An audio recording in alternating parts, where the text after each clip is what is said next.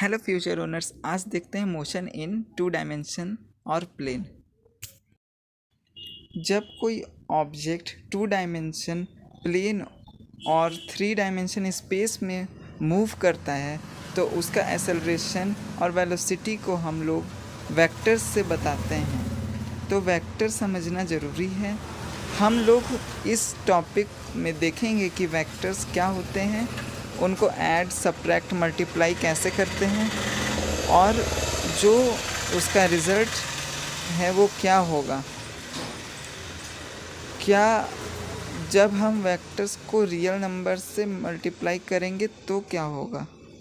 हम लोग सिंपल रखने के लिए मोशन को एक कांस्टेंट एक्सेलरेशन पर देखेंगे और प्रोजेक्टाइल मोशन देखेंगे डिटेल्स में।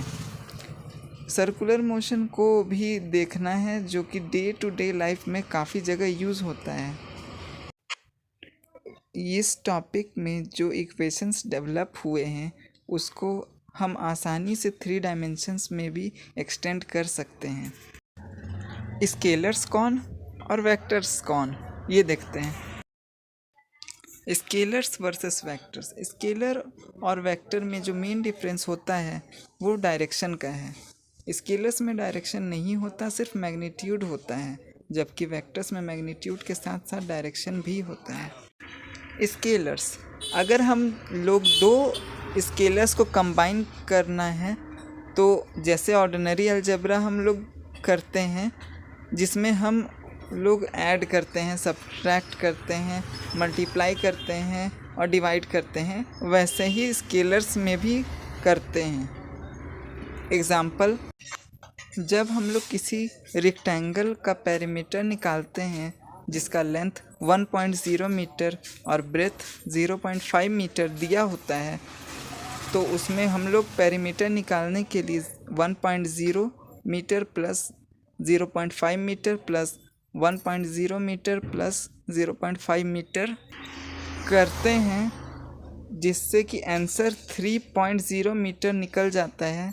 इसमें लेंथ जो है हर साइड का वो एक स्केलर है और जो पेरीमीटर आया है वो भी स्केलर है। वेक्टर्स, अगर हम लोग को दो वेक्टर्स को कंबाइन करना है तो उसके लिए हम लोग पैरेललोग्राम लॉ ऑफ एडिशन करते हैं इस्तेमाल और ट्राइंगल लॉ ऑफ एडिशन इस्तेमाल करते हैं। एग्जाम्पल्स वेक्टर्स के होते हैं displacement, velocity, acceleration and force. तो वेक्टर्स को हम लोग ऐसे दिखाएंगे, जैसे कि v है ऊपर में ऐसे, ठीक है।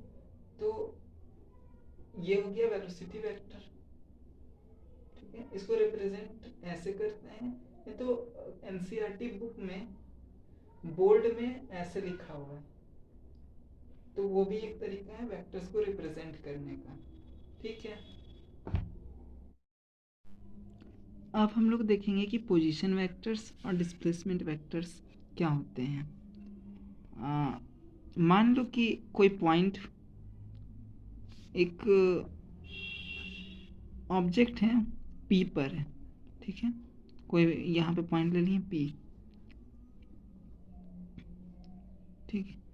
ये ऑब्जेक्ट उड़ता उड़ता यहाँ पे पहुँच गया, ठीक है, दूसरा पॉइंट पर, तो इसको पी डैश मानते हैं, ठीक है। अभी ऑरिजिन से पहले यहाँ पे ऑरिजिन लिखते हैं ओ से, ऑरिजिन से जब हम पी पर करेंगे, यहाँ कैसा लाइन हो गया, ठीक है, ये स्ट्रेट लाइन ही है, ठीक है। पी पर किए तो ये एक वेक्टर हुआ आर, ठीक है। वेक्टर को ऐसे डिनोट करते हैं। अब देखो, और एक लाइन ऐसे जाएगा ये पॉइंट पर, ठीक है। अब इसको आर तो नहीं मान सकते हैं, इसको आर डैश मानते हैं, ठीक है। ये भी वेक्टर, ये भी वेक्टर। अब डिस्प्लेसमेंट वेक्टर क्या होता है, यहाँ से जो स्ट्रेट लाइन जा रहा है ठीक है। अच्छा हाँ, ये जो सीधा लाइन खींचा है उसको एरो से शो कर लो। यहाँ पर जो स्ट्रेट लाइन गया है वही इसका डिस्प्लेसमेंट वेक्टर है। ठीक है।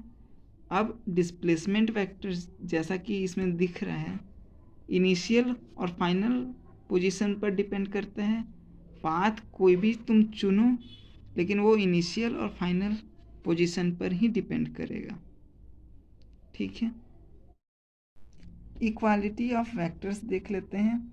जैसे कि ये एक वेक्टर है ए और ये एक वेक्टर है बी। दो वेक्टर तभी इक्वल कहलाएंगे जब वो लोग का डायरेक्शन और मैग्नीट्यूड दोनों सेम होगा। और एक बात, जैसे कि ये पी क्यू आर एस, ठीक है, ये जो है अगर इसको उठा करके इस पे रखेंगे तो पी और आर और क्यू और एस दोनों बराबर, मतलब एक के ऊपर एक फिट हो जाएगा। लेकिन अगर मैग्नीट्यूड सेम है और डायरेक्शन अलग है तो भी वो इक्वल नहीं कहलाएगा। सिर्फ वो वेक्टर इक्वल कहलाएंगे जिसका मैग्नीट्यूड और डायरेक्शन सेम होता है, वो सिर्फ इक्वल कहलाएंगे। उसके अलावा कोई और सिचुएशन आएगा तो वो इक्वल नहीं होगा। ठीक है। Multiplication of vectors by real number. चलो, ये वेक्टर है, ठीक है, और ये लैम्डा जो है एक पॉजिटिव नंबर लेते हैं। तो अगर ये दोनों को हम मल्टीप्लाई करेंगे, मतलब एक वेक्टर को एक रियल नंबर के साथ, तो क्या होता है वो देखते हैं। तो इसका ऐसा कुछ होगा, ठीक है, लैम्डा ए। इसमें क्या हो रहा है, इसको और डॉट हटा करके अगर लिखे तो ऐसा लिखाएगा, ठीक है। इसमें क्या हो रहा है कि इसका जो मैग्नीट्यूड है वो ए का जो मैग्नीट्यूड है वो लैम्डा टाइम्स बढ़ गया। ठीक है। मान लो कि पहले ए का मैग्नीट्यूड 1 होगा तो लैम्डा टाइम्स वो बढ़ गया। ठीक है।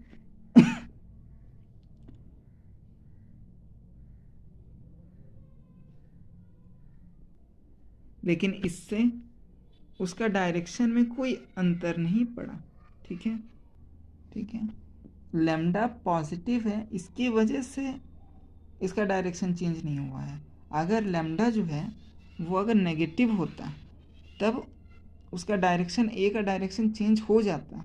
ठीक है। एक नया वेक्टर मिलता उससे जो कि ए से उल्टा है। ठीक है।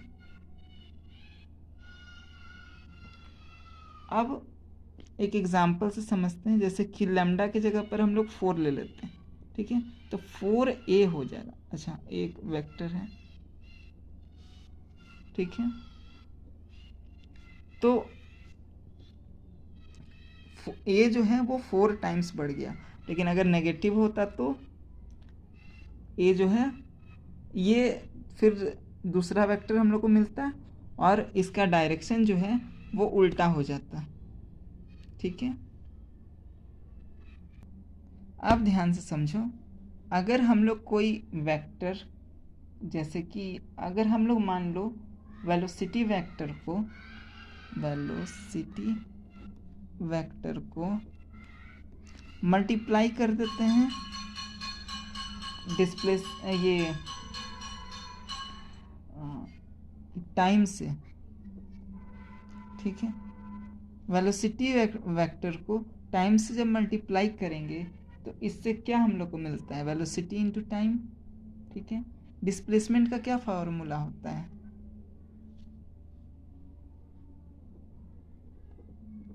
प्लेसमेंट। ठीक है, समझ गए।